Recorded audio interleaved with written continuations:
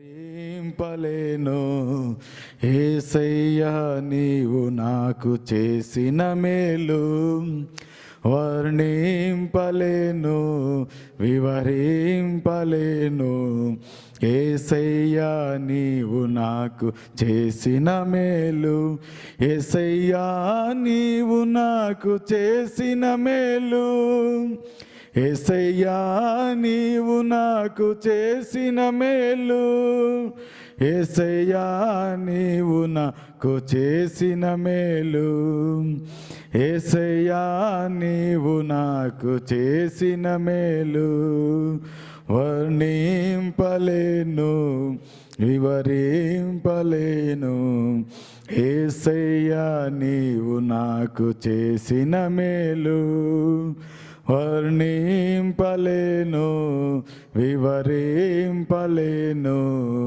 యేసయ్యా నీవు నాకు చేసిన మేలు. పాపినైన నా కొరకు ప్రాణమిచ్చినావు, పాడైపోయిన నన్ను బాగు చేసినావు, పాపినైన నా కొరకు ప్రాణమిచ్చినావు, పాడైపోయిన నన్ను బాగు చేసినావు, ఏమని వర్ణింపను రుణం ఎలా తీర్చను, ఏమని వర్ణింపను రుణం ఎలా తీర్చను, యేసయ్యా నీవు నాకు చేసిన మేలు, యేసయ్యా నీవు నాకు చేసిన మేలు, యేసయ్యా నీవు నాకు చేసిన మేలు, యేసయ్యా నీవు నాకు చేసిన మేలు, వర్ణింపలేను వివరింపలేను యేసయ్యా నీవు నాకు చేసిన మేలు, వర్ణింపలేను వివరింపలేను యేసయ్యా నీవు నాకు చేసిన మేలు. ప్రియ క్రైస్తవ బిడ్డలారా, ఈ లోకం మనతో ఉంది, కానీ ఈ లోకంలో మనం శాశ్వతముగా ఉండువారం కాదు. ఈ లోకాన్ని మనం ఒకరోజు వదలాలి. ఈ లోకాన్ని మనం వదలక మునుపు మనకు క్రైస్తవ జీవితం, మన రక్షణ, మన ప్రార్థన జీవితం, మనకు దైనందిన జీవితం ఏ రీతిగా ఉంటా ఉంటున్నది. ఈ లోకంలో మన కొరకై అన్నీ ఉంటా ఉంటున్నాయి. లోకంలో అన్నీ కూడా రుచి చూడాలని మనం ఇష్టపడతా ఉంటున్నాం. లోకం కొరకై మనము జీవించాలి, చక్కగా ఉండాలి, బాగుండాలి అనుకుంటున్నాం. అయితే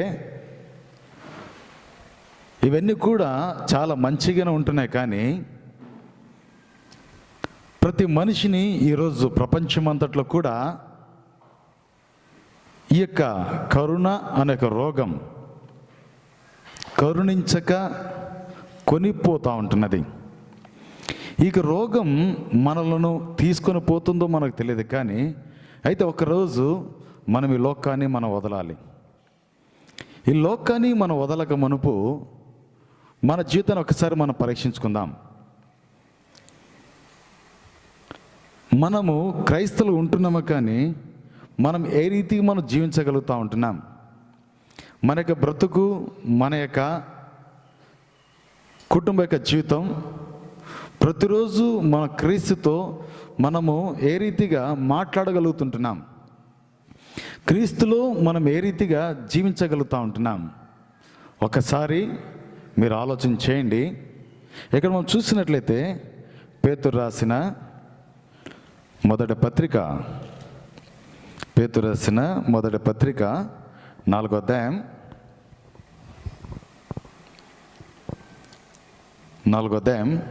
10వ వచనాన్ని మనం అందరం కలిసి చదువుకుందాం. పేతురు రాసిన మొదటి పత్రిక 4వ అధ్యాయం 16వ వచనంలో మనం చూసినట్లయితే, ఎవడైనను క్రైస్తవుడైనందుకు బాధ అనుభవించిన ఎడల అతడు సిగ్గుపడక ఆ పేరును బట్టియే దేవుని మహింపరచవలెను. 11వ వచనంలో, తీర్పు దేవుని ఇంటి యొద్ద ఆరంభముగు కాలము వచ్చి ఉన్నది. అది మన యొద్దనే ఆరంభమైతే దేవుని సువార్తకు అవిధేయులైన వారి గతి ఏమవును? మరియు నీతిమంతుడే రక్షింపబుట్ట దుర్లభమైతే భక్తిహీనుడును పాపియు ఎక్కడ నిలుతురు? కాబట్టి దేవుని చిత్త ప్రకారము బాధపడవారు సత్ప్రవర్తన గలవారై నమ్మకమైన సృష్టికర్తకు తమ ఆత్మలను అప్పగించుకొనవలెను. ఇక్కడ చదువుకునే భాగం మనం చూసినట్లయితే ఇక్కడ దేవాతి దేవుడు పేతురు ద్వారా ఈ యొక్క మాటలను ఇక్కడ రాస్తూ ఉంటున్నాడు. ఇక్కడ అంటున్నాడు, ఎవడైనను క్రైస్తవుడైనందుకు, అనగా మనం ఈ లోకములో క్రైస్తవులము అని పిలువబడుతుంటున్నామా, లేదా క్రీస్తు కొరకు జీవించడం ఉంటున్నామా, లేదా క్రీస్తుతో మన సాహసం చక్కగా ఉంటా ఉంటున్నదా? మన సాహసం ఏ రీతిగా ఉంటా ఉంటున్నది? క్రీస్తుతో ఉందో లేదో తెలియదు, కానీ అయితే నువ్వు మాత్రం లోకంలో క్రైస్తవుడుగా పిలువబడుతూ ఉంటున్నావు. క్రైస్తవుడుగా ఉండాలనేసి నీ ఇష్టపడతా ఉంటున్నావు. క్రైస్తవుడుగా ఉండాలనేసనే నీవు కూడా బైబిల్ చదువుతున్నావు, ప్రార్థన చేస్తూ ఉంటున్నావు. అయితే ఒక్కసారి ప్రశ్నించుకో. ఇక్కడ అంటున్నాడు 10వ వచనంలో, తీర్పు దేవుని ఇంటి యొద్ద ఆరంభమగు కాలము వచ్చి ఉన్నది. అనగా తీర్పు అనగా ఈ లోకానికి తీర్పు కాదు, కానీ నీకు తీర్పు అనే కాలం వచ్చి ఉంటున్నది. అనగా ఆ యొక్క తీర్పు అనే న్యాయపీఠం ఎదుట నువ్వు కూర్చోక మునుపు నిన్ను నువ్వు పరీక్షించుకో, నిన్ను నువ్వు సంరక్షించుకో, నిన్ను నువ్వు కాపాడుకో అని ప్రభువైన దేవుడు ఈ దినమున మనతో మాట్లాడుతూ ఉంటున్నాడు. దానికి ఇక్కడ అంటున్నాడు పేతురు తన గ్రంథంలో ఈ రీతి రాస్తూ ఉంటున్నాడు, తీర్పు దేవుని ఇంటి యొద్ద ఆరంభమగు కాలము వచ్చి ఉంటున్నది. అనగా నీవు క్రైస్తవుడు అనేందుకు ఇక్కడ అంటున్నాడు 16వ వచనంలో, సిగ్గుపడకూడదు అంటున్నాడు. అనగా మనం చూసినట్లయితే నీవు క్రైస్తవుడు అన్నందుకు బాధను అనుభవించినలా అతడు సిగ్గుపడక దేవునిని మహింపరచాలి. అనగా నీ ఇంటిలో కానీ, నీ ఇరుగు పొరుగు వారిలో కానీ, ఇలాంటి నీ బంధువులలో కానీ ఎవరికైనా ఈ యొక్క రోగం వచ్చినప్పుడు, లేదంటే ఎవరికైనా కానీ ఇలాంటి సమస్యలు వచ్చినప్పుడు నువ్వు దేవునితో వారి గురించి ఏ రీతిగా మాట్లాడగలుగుతుంటున్నావు, లేదా వారి గురించి ఏ రీతిగా ప్రార్థన చేయగలుగుతున్నావు, లేదా నీకు వారు శత్రువులు అయినప్పుడు కూడా వారితో నువ్వు సమాధానకరంగా మాట్లాడగలుగుతుంటున్నావా? నీవు వారిని ఓదార్చగలుగుతుంటున్నావా? వారు పేదవారు కావచ్చు, ఉన్నవారు కావచ్చు, లేదా మధ్య వయసు వాళ్ళు కావచ్చు, లేదా మధ్య స్థితిలో ఉన్నవారు కావచ్చు, అయినప్పుడు కూడా నీ సంభాషణ వారితో ఏ రీతిగా ఉంటున్నది? తృప్తికరంగా, ఆదరణకరంగా, వారిని సమాధానపరచినట్లుగా, వారిని ధైర్యపరచినట్లుగా నీ యొక్క మాటలు, నీ క్రియలు వారి ఎదుట ఉంటున్నాయా? ఇక్కడ అంటున్నాడు, ఎవరు కూడా సిగ్గుపడకూడదు క్రైస్తవులైనందుకు. అనగా నేను దేవుని బిడ్డనని నీ క్రియలు ఇతరుల ఎదుట తెలియపరచాలి. నీ యొక్క ప్రేమను ఈ సమయంలో కనపరచువారు ఉండాలి. ఆనాడు క్రైస్తవులను పిలబడేవారు మిషనరీస్ అందరూ కూడా ఇండియాలోకి వచ్చి స్కూల్స్, హాస్పిటల్స్ ఎన్ని కట్టుటోలననే మదర్ తెరిసా లాంటి వారు ఇండియాకి వచ్చి కుష్ఠ రోగులను బాగు చేసి ఈరోజు కూడా ప్రఖ్యాతిని గాంచి, సిక్ మతం నుంచి వచ్చిన బక్స్ అంకులు కూడా తన కుటుంబ జీవితానికి సమాప్తి అని చెప్పుకొని దేవుని యొక్క సువార్తం ప్రకటించడం కొరకై అవమానపరచబడుతున్నప్పుడు కూడా అనేకుల కొరకై అతడు తన యొక్క జీవితాన్ని పణంగా పెట్టి ఉంటున్నాడు. మా తండ్రి గారు కూడా మా జేజనైనా తనను చేయబడిచ్చినప్పుడు, నువ్వేదో దేవునిని పూజిస్తున్నప్పుడు కుటుంబాన్ని అనగా తండ్రి గారిని వదులుకొని ఛాలెంజ్ లైఫ్తో బయటకు వచ్చి ఉంటున్నాడు. అయితే ఆయన ఆ రీతికి ఛాలెంజ్కి రావటం వల్ల ఈరోజు అనేకులకు ఆదర్శవంతుడు కనబడుతూ దేవుని యొక్క విశ్రాంతిలో ఈ రోజులలో ఆయన ఉంటా ఉంటున్నాడు. అలాగే ఎందుకు ఈ మాట నేను చెప్తున్నానంటే, క్రైస్తవులు అనబడినందుకు నువ్వు సిగ్గుపడకూడదు. మనం చూస్తుంటున్నాం అపోస్తుల కార్యములు 11వ అధ్యాయం 26వ వచనం మనం చూసినట్లయితే, అపోస్తుల కార్యములు 11వ అధ్యాయం 26వ వచనం మనం చూసినట్లయితే ఇక్కడ ఒక మాట రాయబడి ఉంటున్నది, వారు కలిసి ఈ యొక్క సంవత్సరం అంతయు సంఘంలో ఉండి బహుజనులకు వాక్యం బోధించిరి. మొట్టమొదట అంతియోక్యలో శిష్యులు క్రైస్తవులనబడిరి. చూడు, మనం చూసినట్లయితే అంతియోక్యలో ఈ శిష్యులు క్రైస్తవులని పిలువబడి ఉంటున్నారు.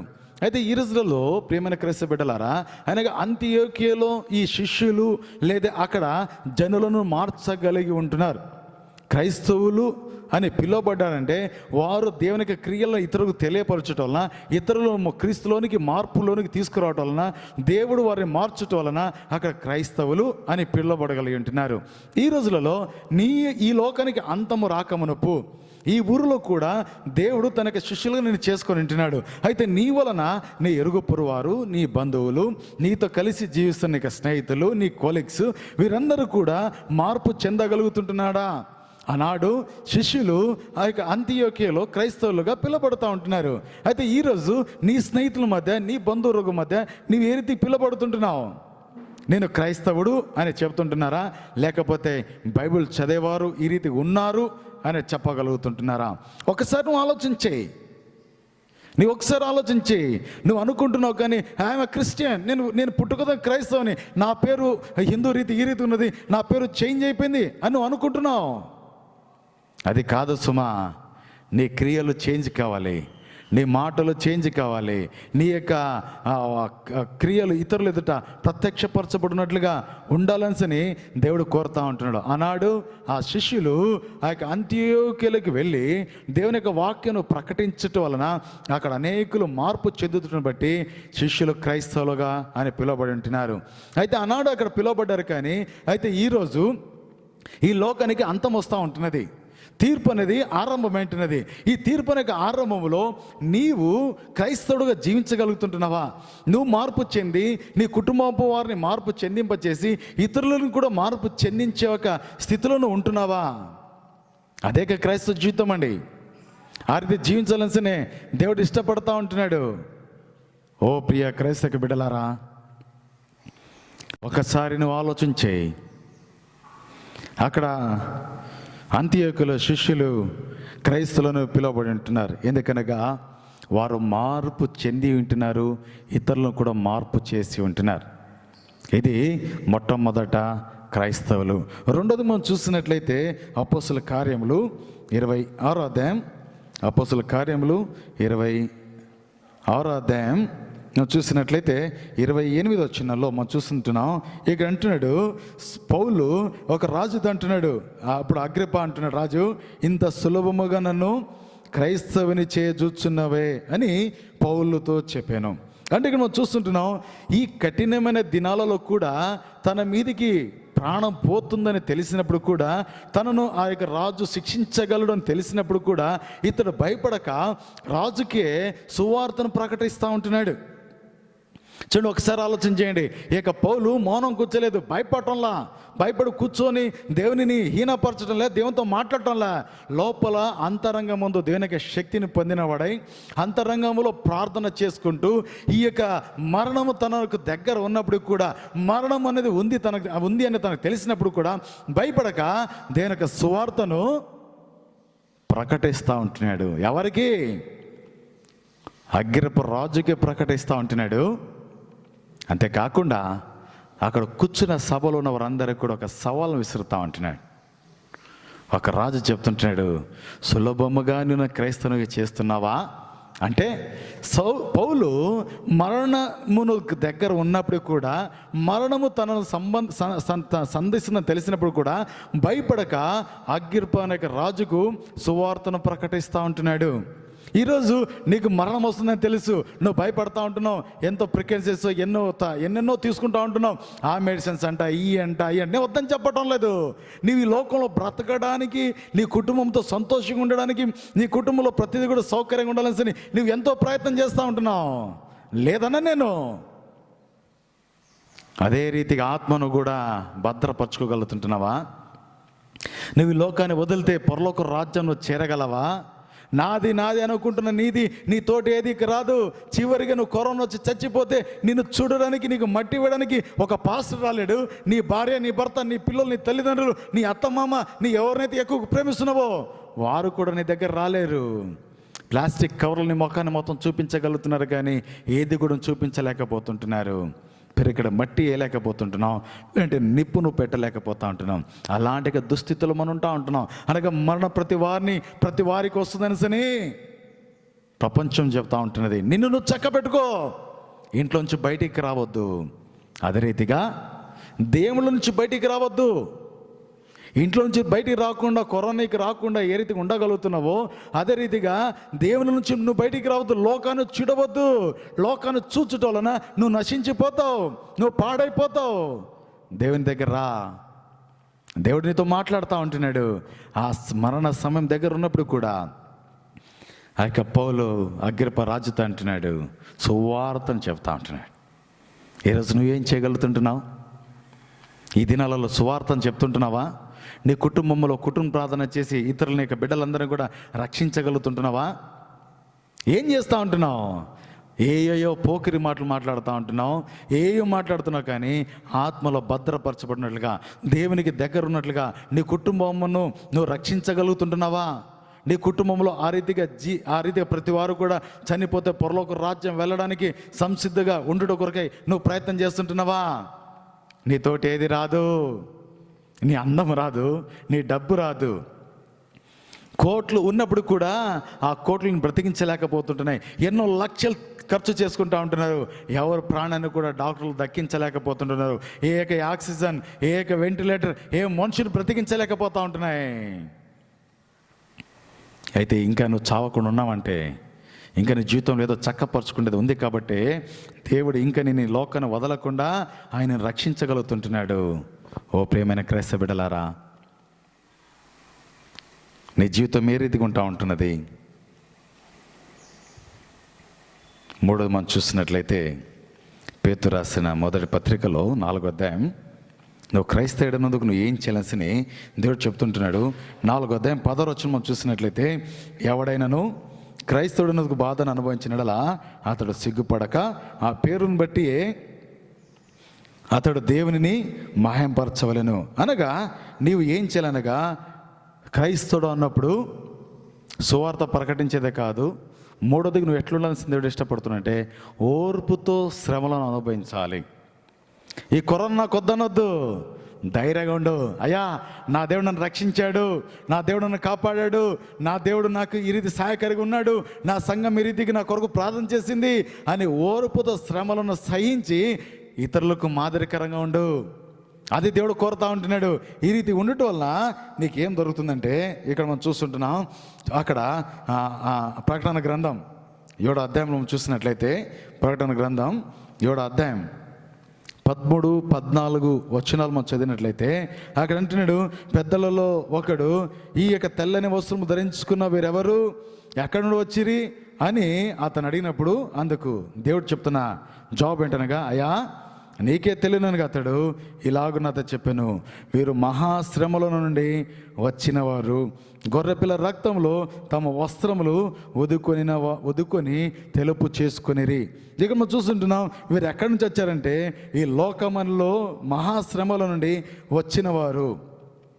క్రీస్తుని యొక్క గొర్రెపిల్ల రక్తములో తమ వస్త్రములు ఉదుక్కొని వారు తెలుపుగా చేసుకొని వారు ఇక్కడికి వచ్చి ఉంటున్నారని ప్రకటన గ్రంథంలో రాయబడి ఉంటున్నది. వీరు మహాశ్రమల నుండి వచ్చినవారు. అనేక క్రైస్తవులు అనబడిన వారు ఓర్పుతో శ్రమలను సహించాలి, భరించాలి. అది దేవుడు కోరుతా ఉంటున్నాడు. అవి నేను ఏమి చేయలేవు, నేను మరణానికి అప్పగించలేవు. ఎందుకనగా సాతాను యోబు భక్తుడి గురించి దేవుని దగ్గరికి వెళ్ళినప్పుడు దేవుడు అంటున్నాడు, అతనికి మాత్రం మరణానికి చేతికి ఇవ్వను కానీ తన శరీరానికి ఇస్తానని చెప్పి ఉంటున్నాడు. ఈ రోజులలో సాతాను కూడా క్రైస్తవులలో ప్రార్థన జీవితాన్ని, వాక్యదైన జీవితాన్ని లేకుండా చేయడానికి శరీరంలో అనవసరమైన నొప్పులు, అనవసరమైన బాధలు, అనవసరమైన కృంగదలలు, ఎన్నో సమస్యలు తీసుకుని వస్తూ ఉంటున్నది. అయితే యోబు వలె నీవు కూడా దేవుని యందు విశ్వాసం ఉంచుతుంటున్నావా? ఈ శ్రమలు మనకు ఎందుకు వస్తున్నాయంటే చూడండి, కీర్తనలు, ఈ శ్రమలు ఎందుకు వస్తున్నాయంటే కీర్తనలు 40 11 మనం చూసినట్లయితే ఇక్కడ కీర్తనకుడు ఒక మాట రాస్తూ ఉంటున్నాడు. కీర్తనలు 40 11లో, నేను శ్రమల పాలునై దీనుడైతిని, ప్రభు నన్ను తలంచుకొనుచున్నాడు, నాకు సహాయం నీవే, నా రక్షణకర్తవి నీవే, నా దేవా ఆలస్యం చేయకుము. ఇక మనం చూస్తుంటున్నాం, శ్రమల వలన ఇతడు ఏం నేర్చుకుంటున్నాడంటే దీనత్వాన్ని నేర్చుకుంటా ఉంటున్నాడు. శ్రమల వలన ఇతడు దీనత్వాన్ని నేర్చుకుంటున్నాడు. ఈ రోజులలో క్రైస్తవ బిడ్డలారా, ఈ యొక్క భక్తుడు తన యొక్క శ్రమల వలన కృంగిపోకుండా ఏం చేస్తున్నాడంటే దీనత్వాన్ని నేర్చుకుంటూ ఉంటున్నాడు. అదే రీతి మనం చూసినట్లయితే కీర్తనలు 119 కీర్తనలు 119 71 మనం చూసినట్లయితే 71 మనం చూసినట్లయితే ఇక్కడ అంటున్నాడు, అయ్యా నీ కట్టడలు నేర్చుకున్నట్లు శ్రమ నుండి ఉండుట నాకు మేలాయను.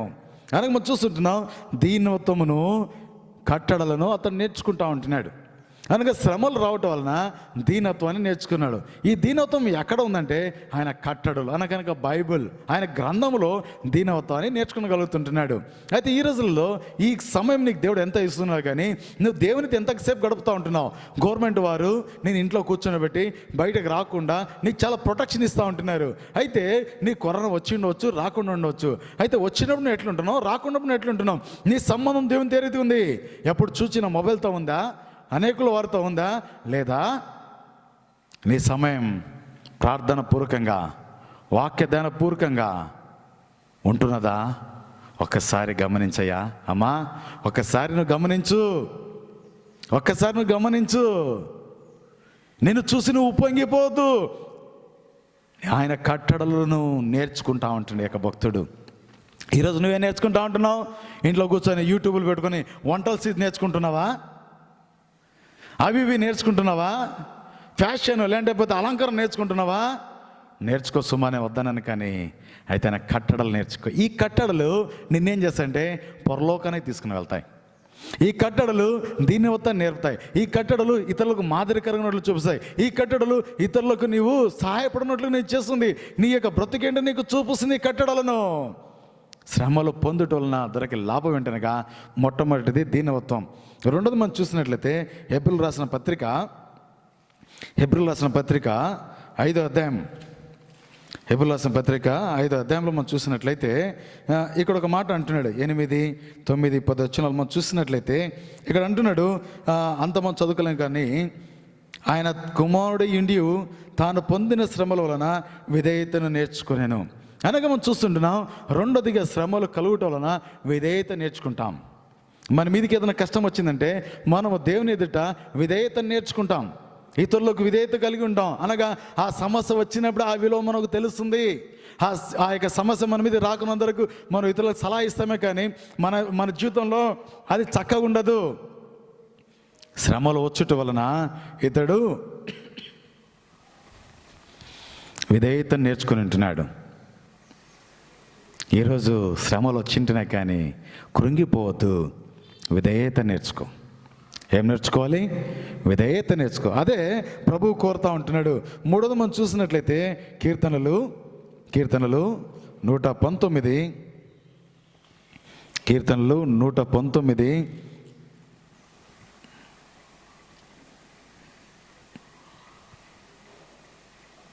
67 మనం చూసినట్లయితే, శ్రమ కలగక మునుపు నేను త్రోవ విడిచి తిని ఇప్పుడు నీ వాక్యం అనుసరించి నడుచుకొనుచున్నాను. ఇక్కడ మనం చూసినట్లయితే నేను శ్రమ కలగక మునుపు త్రోవ విడిచాను, ఇప్పుడు నీ వాక్యమును అనుసరించి నడుచుకొనుచున్నాను. అంటే శ్రమ కలగక మునుపు త్రోవ విడిచారు, కానీ శ్రమ రావటం వలన అతడు ఆదరింపబడి ఉంటున్నాడు, వాక్యాన్ని ఆశ్రయిస్తూ ఉంటున్నాడు, వాక్యాన్ని కొరకు అతడు జీవించగలుగుతుంటున్నాడు. శ్రమ వచ్చిన తర్వాత శ్రమ వలన దొరికినాక మర్మాన్ని తెలియజేస్తూ ఉంటున్నాడు. నేను ఆదరింపబడ్డాను. ఆయన వాక్యాన్ని అనుసరించి నడుచుకున్నట్టుగా వాక్యం వల్ల నేను ఆదరింపబడ్డాను. అతడు చెప్తా ఉంటున్నాడు, వాక్యం వల్ల నాకు ఆదరణ కలిగింది, వాక్యం వల్ల నేను దేవుని కొరకు జీవించగలుగుతుంటున్నాను. అతడు అది చెప్పగలుగుతుంటున్నాడు. చూడండి, మనం 4వ మనం చూసినట్లయితే శ్రమల వల్ల మనకేం కలుగుతుందంటే పేతురు రాసిన మొదటి పత్రిక 4వ అధ్యాయం 2వ వచనం మనం చూసినట్లయితే ఇక్కడ అంటున్నాడు శరీర విషయములో శ్రమ పడినవాడు శరీరమందు జీవించు మిగిలిన కాలం ఇక మీదట మనోజ ఆశలను అనుసరించి నడుచుకునక దేవుని ఇష్టానుసారంగా నడుచుకున్నట్లు పాపముతో జోలిక నేమీ లేక యుందుము. అనగా మనం చూసినట్లయితే శ్రమలు కలుగుట వలన మనం దేవుని దగ్గర రాగలము, దేవుని దగ్గర రావటం వలన మన పాపమును ఒప్పుకొనగలము. అనగా పాపము నుండి మనం పారిపోతాము. శ్రమల వల్ల ఏమైపోతున్నాం అంటే పాపం వల్ల మనం పారిపోతాము. ఓ ఇక క్రైస్తవ బిడ్డలారా, ఒకసారి నువ్వు ఆలోచించి పాపము నుండి నువ్వు పారిపోగలుగుతుంటున్నావా? పాపము నుండి నువ్వు పారిపోగలుగుతుంటున్నావా? ఒకసారి నీ జీవితాన్ని పరీక్షించుకోమని కోరుతా ఉంటున్నాను. ఇక చూసినట్లయితే పాపం నుండి మనము పారిపోతామంటున్నాం. శ్రమ వలన లాభాలు ఉన్నాయి కానీ నష్టం లేవు. ఓ ప్రియమైన క్రైస్తవ బిడ్డలారా, నువ్వు బాధను అనుభవిస్తుంటున్నామో, అనుభవించదు, బాధపడద్దు. దేవుడికి చెప్తున్న మాట ఏంటనగా, శ్రమల వలన పాపం నుండి మనము పారిపోతామంటున్నాడు. అయితే మనం చూసినట్లయితే పేతురు రాసిన మొదటి పత్రిక 1:7 చూసినట్లయితే, నశించిపో సువర్ణము అగ్ని పరీక్షలను శుద్ధపరచబడుతున్నది కదా, దానికంటే అన్యులమైన మీ విశ్వాసము ఈ శోధనల చేత పరీక్షలు నిలిచినదే, యేసుక్రీస్తు ప్రత్యక్షమైనప్పుడు మీకు మెప్పును మహిమయు ఘనతయు కలుగుటకు కారణమగునని చెప్తుంటున్నాడు. అలాగే ఇక్కడ మనం చూసినట్లయితే శ్రమల వలన ఏం కలుగుతుందంటే విశ్వాసము పరీక్షింపబడుతూ ఉంటున్నది. ఏం కలుగుతుందండి? విశ్వాసము పరీక్షింపబడుతున్నది. అనగా నీ విశ్వాసం నేర్చుకుంటూ ఉంటుంది. శ్రమలు ఎందుకు వస్తూ ఉంటున్నాయి? నిన్ను పరీక్షించడానికే, నీ విశ్వాసం చుట్టూ మేరించుకుంటా ఉంటుంది తెలుసుకోవడానికి దేవుడు ఆయా సమయంలో శ్రమలని పంపిస్తూ ఉంటున్నాడు. ఒకసారి గ్రహించు, శ్రమలో నీ విశ్వాసం పరీక్షింపబడుతుంటున్నదా? ఆరోగ్యం చూసినట్లయితే పేతురు రాసిన మొదటి పత్రిక 5:10 చూసినట్లయితే, తన నిత్య మహిమకు క్రీస్తునందు మిమ్మల్ని పిలిచిన సర్వకృపానిధి దేవుడు కొంచెం కాలం మీకు శ్రమపడిన పిమ్మట తానే మిమ్మల్ని పూర్ణులనుగా చేసి స్థిరపరిచి బలపరచును అంటున్నాడు. అని మనం చూసినట్లయితే ఈ శ్రమల వలన నీ విశ్వాసము పరీక్షింపబడినది నిలిచినట్లయితే ఇక్కడ అంటున్నాడు, దేవుడు మీ విశ్వాసాన్ని ఆత్మీయంగా స్థిరపరుస్తానని చెప్తుంటున్నాడు. ఈ లోక సంబంధం కదండి, ఆత్మీయంగా ఆయన స్థిరపరుస్తున్నట్టునగా నీ విశ్వాసం ఈ శోధనల చేత పరీక్షింపబడినప్పుడు నిలిచినట్లయితే నీ యొక్క స్థిరమైన విశ్వాసాన్ని చూచి దేవుడు నిన్ను స్థిరపరుస్తానంటున్నాడు. అనగా ఈ లోకంలో కావచ్చు, పరలోకంలో కావచ్చు, నీవు ఎక్కడ ఉన్నప్పుడు కూడా కావచ్చు, దేవుడు నిన్ను స్థిరపరుస్తానంటున్నాడు. ఎలాంటి ఆధిక్యత లోకంలో ఎవరికి లేదు, కానీ ఆయన నీకు మాత్రం ఇస్తా ఉంటున్నాడు. నీకు మాత్రం ఇవ్వడానికి నీ ఇష్టపడుతుంటున్నాడు. అందుకొరకే ఆయన యొక్క వాక్యాన్ని నీకు తెలియజేస్తూ ఉంటున్నాడు. చూడండి, 7ది మనం చూసినట్లయితే ఫిలిప్పీయులకు రాసిన పత్రిక 3:10-11 మనం చూసినట్లయితే, ఈ యొక్క శ్రమ మనల్కి ఏం చేస్తుందంటే, ఆయన పునరుత్థానమును ఎరుగు నిమిత్తం అంటాడు.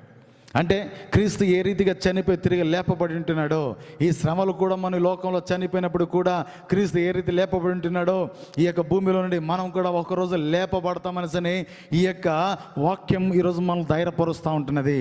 ఈ పునరుత్థానం ఎరుగు నిమిత్తము అనగా క్రీస్తులో అతడు శ్రమలు ఎందుకు అనుభవించడానికి ఇష్టపడాడో, క్రీస్తు కొరకు తన జీవితాన్ని ఎందుకు సమర్పించుకొని ఉంటున్నాడో, తన యొక్క బ్రతుకుని ఎందుకు ఈ లోకాన్ని కొరకై వదిలేసుకొని ఉంటున్నాడో, పునరుత్థానమును తెలుసుకున్నడు కొరకై, క్రీస్తులో నిత్యం ఉండుట కొరకై అతడు తన జీవితాన్ని పదనంగా పెట్టి ఉంటున్నాడు. ఈరోజు నీకు వస్తున్న శ్రమలు ఎంతటివి? చిన్న తలనొప్పి వస్తే భయపడుతుంది, తిన్న దగ్గు వస్తే నువ్వు భయపడుతుంది, ఒళ్ళు నొప్పులు వస్తే భయపడుతుంది, అయ్యో అనేసినే. భయపడొద్దు. క్రీస్తు నీతో కూడా ఉంటున్నాడు. ఒకసారి ఒక పాము ఒక ఊసరవెల్లి 2 మాట్లాడుకుంటున్నాయంట. ఒక పాము తర్వాత చూసినట్లయితే ఊసరవెల్లి కాదు కానండి, తొండ, ఈ 2 మాట్లాడుతున్నాయంట. అరే, నువ్వు నన్ను పట్టుకోవడానికి వచ్చావు, వద్దు, ఒక పని చేద్దాం. తొండ చెప్పిందంట పాముతో, పాము మరిద్దరం ఫ్రెండ్స్ లాగా ఉందాం, అయితే ఒక్కసారి నేను చెప్పినట్లు చెయ్యి. పాము అనిందంట, నేను ఇంత పొడుగు ఉండేదానిని, నీకంటే లావు ఉండేదానిని, నువ్వు ఎంత, నాలుగు ఎంత నువ్వు అనేసి అంటే, సరే నువ్వు ఎంత అయినప్పుడు కూడా ఒక్కసారి మనొద్దరము ఒక పనికి వెళ్దాము, మనం చెప్పినట్లు ఒకటి చేద్దామని చెప్పాడంట. సరే నిజని ఏమైపోయిందంటే,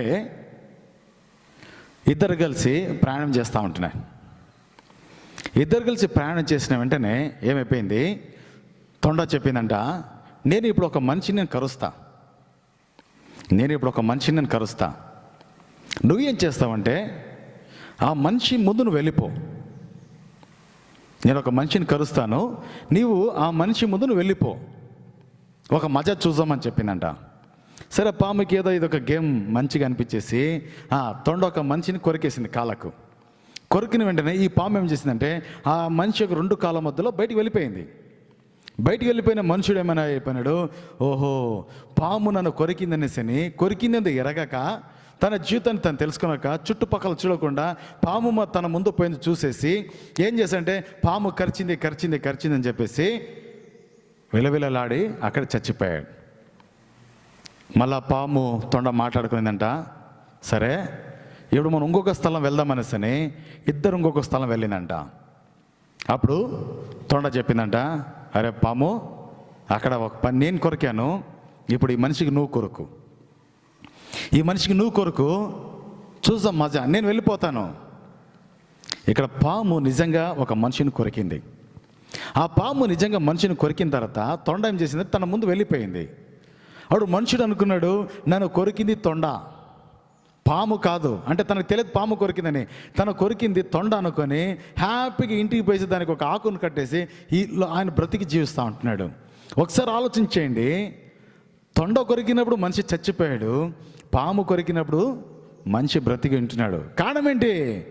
విశ్వాసం, నమ్మకం. అక్కడ నిజంగా పాము కొరికిన తొండను చూచేత చచ్చిపోయాడు.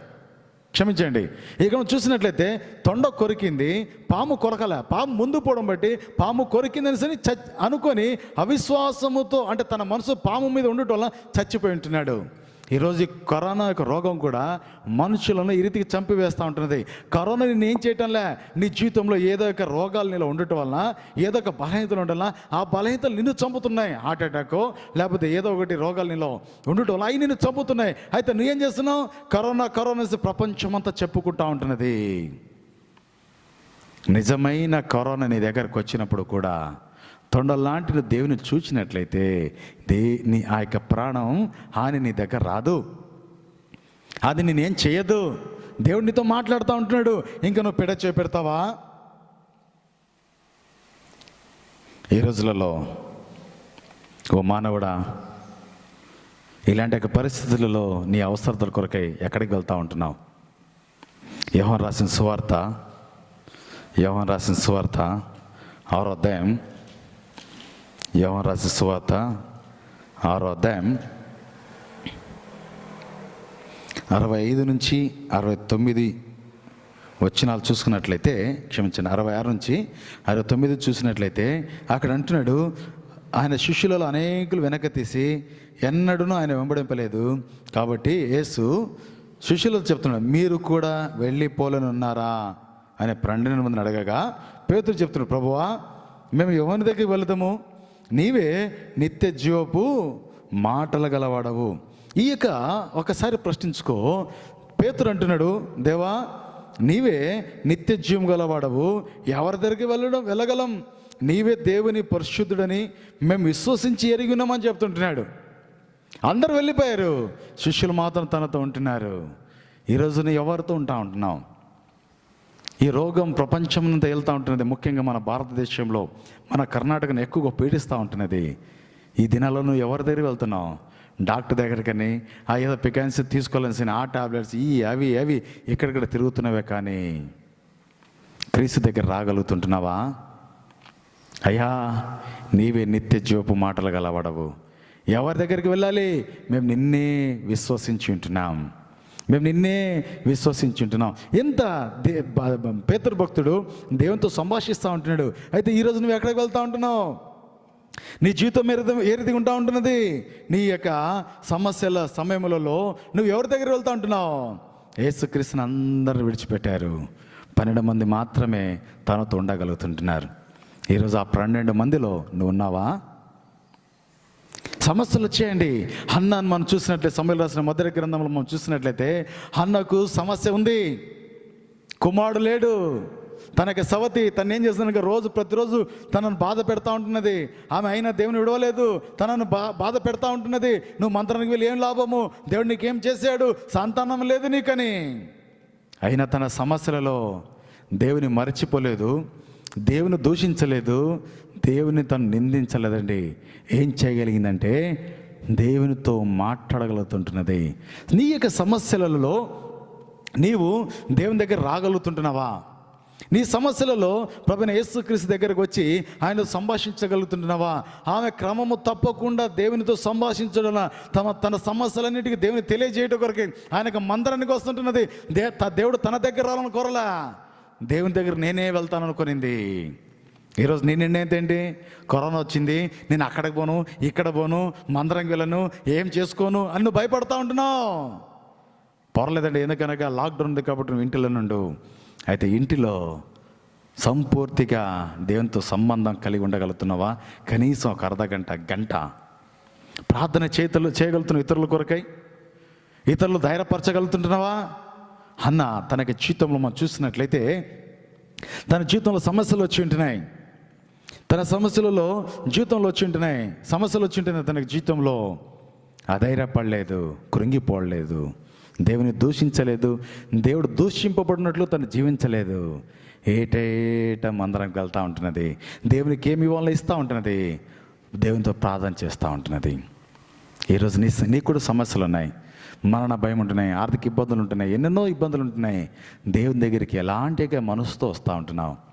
నీ అవసరతల కొరకు వస్తున్నావా, లేదా దేవుని యొక్క అవసరతలు తీర్చడానికి వస్తూ ఉంటున్నావా? అవి ఒప్పుకుంటూ ఉంటున్నది. అయ్యా, నా సమస్యలలో నువ్వు నన్ను ఆశ్రయించినట్లయితే అది నేను నీకు ఇస్తానయ్యా. తన నిర్ణయత అది. ఈరోజు నీ నిర్ణయత ఏంటి? ఈరోజు నీ నిర్ణయత ఏంటి? అన్న చెప్పినట్లుగా అయ్యా నువ్వు నాకు ఇస్తే ఇది చేస్తానని చెప్పగలుగుతుంటున్నావా? లేదా నాకు కావాలా ఎంత ఇచ్చినా దాచిపెట్టుకుంటున్నావా? సమస్యలలో దేవునికి ప్రార్థించడం వలన దేవుడు తన సమస్య తీర్చగలిగి ఉంటున్నాడు. ఆ సహోదరి దేవుని యొక్క సమస్యను తీర్చగలిగి ఉంటున్నది. ఈరోజు నీవు ఈ కఠినమైన కరోనా యొక్క దినాలలో దేవుని యొక్క సమస్యను తీర్చగలుగుతుంటున్నావా? దేవునికి కావాల్సినది నువ్వు ఇవ్వగలుగుతుంటున్నావా? దేవునితో నీ సంబంధం చక్కగా ఉండగలుగుతుంటున్నదా? రెండోది మనం చూసినట్లయితే యోబు రాసిన గ్రంథం 3వ అధ్యాయం 25వ వచనంలో మనం చూసినట్లయితే, ఏది వచ్చినా నేను బహుగా భయపెడుతునో అదే నాకు సంభవించుచున్నది, నాకు భీతి పుట్టించినది నా మీదికి వచ్చి ఉంటున్నది. అనగా భయం ఏం చేస్తుందంటే అనేకమైన వ్యాధులు కలిగింపచేస్తూ ఉంటున్నది. నువ్వు తినేది భయపడుతున్నావా? రోగం పుట్టిస్తూ ఉంటున్నది. బయటికి పోవడానికి భయపడుతున్నావా? నీలో పిరికితనం పుట్టింపజేస్తూ ఉంటున్నది. ప్రార్థన చేయలేకపోతున్నావా? ఆ యొక్క భయంతో దేవుని దగ్గర రాలేకపోతూ ఉంటున్నావు.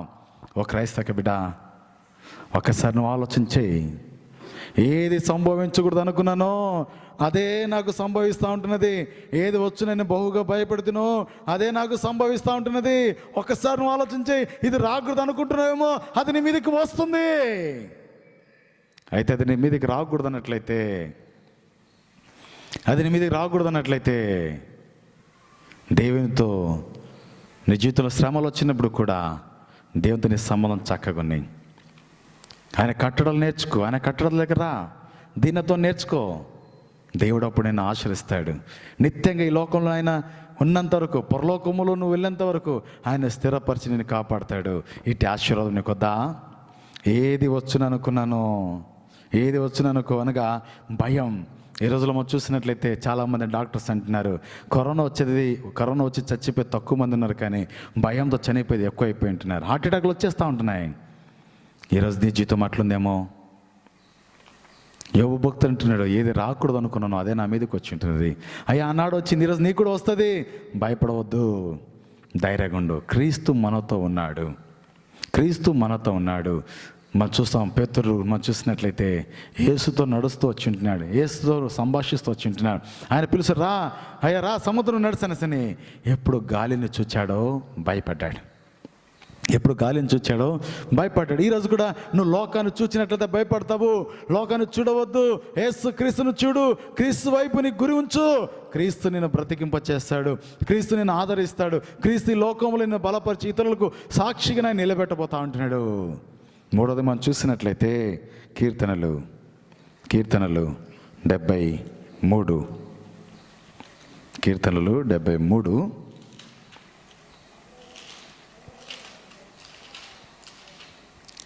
20వ వచనం అంటున్నాడు, ఆకాశమందు నీవు తప్ప నాకెవరున్నారయ్యా, నీవు నాకుండక లోకంలో ఏది కూడా నాకు అక్కర్లేదు. ఇక అంటున్నాడు, నీవు నాకుండగా లోకములో ఏది కూడా నాకు అక్కర్లేదు. అనగా మరణం తనకు తటస్థించినప్పుడు ఆయన అంటున్నాడు, అయ్యా నీవు నాకు కావాలి, నీవు నాతుంటే చాలు, నేను నీతో ఉంటానయ్యా. ఈ లోకంలో ఒకరోజు నేను వదలాలి, కాబట్టి ఈ లోకంలో నేను ఉన్నంత వరకు నువ్వు నాతో ఉండు. నీవు నాతో ఉన్నట్లయితే నిత్యము నేను నీతో ఉంటాను పరలోక రాజ్యములో. ఈయన నిరీక్షణ ఏ రీతిగా ఉంటున్నది. ఈరోజు ఒక ప్రశ్న, నీకు సమస్యలు వచ్చినప్పుడు నువ్వు ఎవరి దగ్గర వెళ్తూ ఉంటున్నావు? ఈ కఠినమైన కరోనా యొక్క రోగ దినాలలో మనం ఉంటున్నాం. ఈ దినాలను ఎవరి దగ్గర వెళ్తూ ఉంటున్నాం? యేసుక్రీస్తే నిత్య జీవం గలవాడు, నిత్యమైన మాటలు కలిగినవాడు, నీలో ఊరడించి నీటి బొగ్గగా ఉండేవాడు, నిన్ను ఆయన కనికరించి కాపాడు దేవుడు అంటున్నాడు. ఓ ప్రియమైన క్రైస్తవ బిడ్డలారా, ఒకసారి నేను పరీక్షించుకో. మరణం తనకు సంభవించినప్పుడు, అయ్యా నాకెవరు ఉంటున్నారు, నాకు ఈ లోకంలో ఏది వద్దు, శాశ్వతంలో దేవుడు మీరు కాబట్టి, నిత్యముండు మీరు దేవుడు కాబట్టి, నా కొరకై నిత్యం విజ్ఞాపన చేస్తే దేవుడు అయిన మీరు ఉంటున్నారు కాబట్టి, నా పక్షంలో పోరాడు మీరు ఉంటున్నారు, నా కొరకై మీ దూతలను కావలి వారు గురించి ఉంటున్నారు, మీరు ఆత్మను సంచకరకు నిలబెట్టి ఉంటున్నారు. ఈ లోకంలో ఏది నాకు అక్కర్లేదు, నీవే నాకు చాలా అంటున్నాడు. ఈరోజు నీ నిర్ణయితే ఏంటి? ఈరోజు నీ నిర్ణయితే ఏంటి? పరీక్షించుకుంటావా? శ్రమలు వచ్చినప్పుడు కూడా నువ్వు బాధపడవద్దు, కృంగిపోవద్దు, ధైర్యంగా ఉండు. నీ జీవితాన్ని పరీక్షించుకో. ఇటు కృప దేవుడు ఆయనకి సమృద్ధికి ఇస్తూ ఉంటున్నాడు. నీకు కావాలా? శ్రమలు వచ్చినందుకు భయపడవద్దు, దీనుడుకా నేర్చుకో, ఏడంతల అనుభవం నీకు రా. అప్పుడు దేవుడు నిన్ను ఆదరిస్తాడు, బలపరుస్తాడు. ప్రార్థన చేసుకుందాం. మోహనోతుడైన మా పరలోకమున్న మా తండ్రి, కృపగలిగిన వాడా, తేజమయుడా, నీ పాసని కృతజ్ఞతాస్తుతులు మేము చెల్లిస్తూ ఉంటున్నాం. దేవ, మా యొక్క జీవితంలో ఈ మాటలు మీరు తీసుకుని వచ్చినందుకు మీకు ఎంత వందనాలు. అయ్యా, మీరే నిత్య జీవపు మాటలు గలవాడవు, నిత్యపు ఊట కలిగిన దేవుడు తండ్రి. ఇలాంటి దేవుడు మీరు మాకు ప్రభుడు అయినందుకు, మా సంరక్షకుడు అందుకు, మా పరిపాలకుడు మీకు ఎంత వందనాలు. అయ్యా, వాక్యం వింటున్నా ప్రతి ఒక్క బిడ్డను కూడా మీరు దీవించండి, ఆదరించండి. దేవ, శ్రమలు వచ్చినప్పుడు మీరు బలపరచండి, ఇతరులకు సాక్షాత్గా నిలబడి ఈ యొక్క వాక్యం ద్వారా అనేకులు తండ్రి ఒప్పింపబడిన వారై, అనేకులు కూడా ఓదార్పు నొందిన వారై, అనేకులకు తండ్రి సాక్షాత్గా ఉండడం కొరకై ఈ వాక్యం వింటున్న ప్రతి ఒక్క బిడ్డను కూడా దీవించమని. దేవా, కరోనా యొక్క రోగాన్ని నేను తీసుకోమని కోరటం లేదు, కానీ ఈ కరోనా రోగం క్రైస్తవులను బలహీనపరచబడకుండా, క్రైస్తవులను కృంగదీయకుండా, బలవంతపరచడం కొరకై ఆదర్శవంతులుగా ఈ లోకంలో మీరు వారిని ఏర్పరచుకుని కోరుతా ఉంటున్నాం. కాబట్టి నిరీక్షణతో ప్రతి వారు సాగిపోవడం కొరకై, తమ జీవితాన్ని చక్కపరచడం కొరకై, ఈ లోకాన్ని వదిలిన పరలోక రాజ్యం చేరుతున్న నిరీక్షణ ప్రతి వారిలో కలిగింపచేయండి. తమను చక్కపరచడం కొరకై దేవ, మీరు యొక్క లాక్డౌన్ కర్ఫ్యూని తీసుకుని వచ్చి ఉంటున్నారు. కాబట్టి ఇంట్లో కూర్చొని టీవీల దగ్గర, మొబైల్ దగ్గర కాదు కానీ తండ్రి, నీతో ఏకాంతమైన ప్రార్థన, ఏకాంతమైన ధ్యానంతో దేవ తమకు జీవితాన్ని చక్కపరచుకొని, తమ పాపంలో ఒప్పుకొని విడిచిపెట్టి దూరపరచుకొని నీతో సంబంధం కలిగి ఉండే కొరకై ప్రతి ఒక్క క్రైస్తవ బిడ్డను ఆశీర్వదించి నడిపింపచ్చమని, సమస్త ఈ యొక్క వాక్యాన్ని మీరు అందించినందుకు ఇతరులకు తెలియపరుస్తూ స్తోత్రం చెల్లిస్తూ యేసుక్రీస్తు నామమున కృతజ్ఞతాస్తులతో ప్రార్థించి వేడుకుంటున్నాం మా తండ్రి. ఆమేన్. Praise the lord.